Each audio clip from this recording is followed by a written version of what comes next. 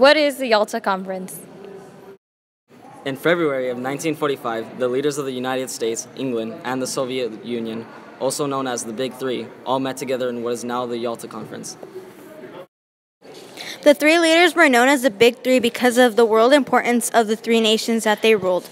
The Yalta Conference was one of the two conferences between the three leaders which placed more importance on it. This conference took place during the final months of World War II. During the conference, the Allied leaders began to agree on the future of Germany as well as post-war plans. Before this, there had been a conference before in which Stalin had claimed to be concerned of President Roosevelt's health. But when it had come time again to meet Stalin, he had refused to travel any further to Yalta. However, even the distance didn't stop the conference from happening. When all Allied powers came together to settle discrepancies, each had come with different ideas and needs. Even today, the world contemplates whether or not the Yalta Conference was more harmful than beneficial to the world. The British wanted things such as more land and to strengthen its conquest. As for the United States, Roosevelt asked Stalin to participate in the United Nations. Stalin's demands were much more than that of the United States and Great Britain. He had made many demands such as expansion, but more specifically, he had made quite a few demands directly revolving Poland, like taking its eastern territory.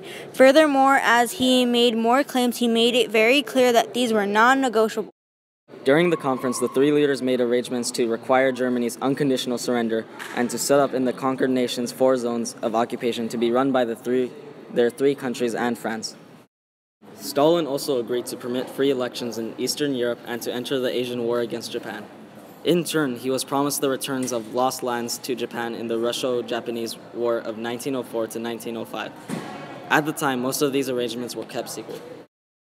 The Yalta Conference became controversial once the Soviet Union and the U.S. became involved in the Cold War shortly after it occurred. Stalin broke his promise to free elections in Eastern Europe and installed governments dominated by the Soviet Union. Then American critics charged that Roosevelt, who died 2 months after the conference, had sold out the Soviets at Yalta.